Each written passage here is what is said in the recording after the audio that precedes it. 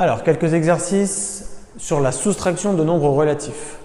Donc, je le rappelle, pour soustraire deux nombres relatifs, il faut tout simplement ajouter l'opposé du nombre qu'on veut soustraire. C'est-à-dire qu'on va transformer la soustraction en addition, mais il faut penser à prendre l'opposé du nombre qu'il y a juste après. On va le faire ici.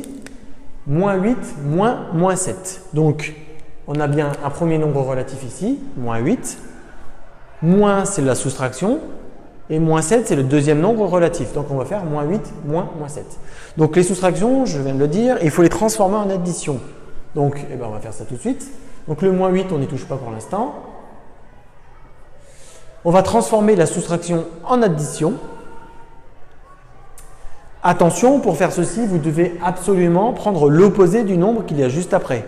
L'opposé, c'est-à-dire le nombre qui a le signe opposé. C'est-à-dire que si c'était un moins, ça devient un plus. Si c'était un plus, ça devient un moins. Okay ? Je vous invite à aller voir la vidéo juste au-dessus sur les soustractions de nombres relatifs. Donc, le moins 7 va devenir plus 7. L'opposé de moins 7, c'est plus 7.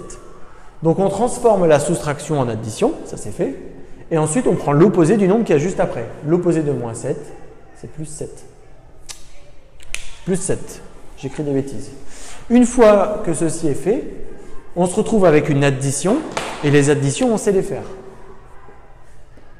Moins 8 plus 7. On garde le signe du nombre qui a la plus grande distance à 0. Et ensuite, vu qu'ils n'ont pas le même signe, on a un nombre négatif, un nombre positif, on va les soustraire. 8 moins 7, 1. Je vais le détailler une dernière fois. On n'oublie pas le moins surtout. 8 moins 7, 1. Et du coup, on obtient moins 1. Moins 3, moins 5. Alors ici, on peut se demander qu'est-ce que c'est que ce moins? Il n'y a pas, quel est le signe du 5? Il peut y avoir une petite confusion.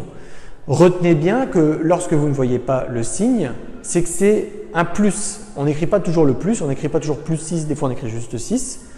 Donc, quand vous ne voyez pas de signe ici, c'est qu'en fait, c'est plus 5 ici. On veut soustraire moins 3 et plus 5. Donc, c'est toujours la même chose. On va transformer la soustraction en addition et on va prendre l'opposé du nombre qui est juste après. Moins 3. Le moins devient plus.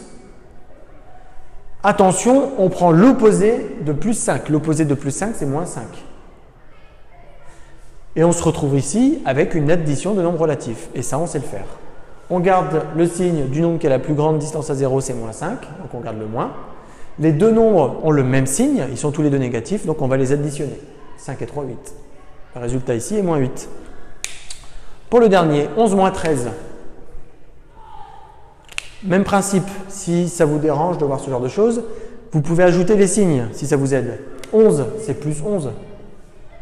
Et 13, c'est plus 13. Le moins qu'on a ici, c'est l'opération. C'est 11 moins 13. Mais 13, c'est un nombre positif. 11, c'est un nombre positif. Les deux sont positifs, mais on va les soustraire. Une fois qu'on a fait ceci, il va falloir transformer la soustraction. Donc, on va faire comme précédemment. Plus 11. On transforme la soustraction en addition. Ça, on n'a pas le choix. Et on va prendre l'opposé du nombre qui y a juste après. L'opposé de plus 13, c'est moins 13.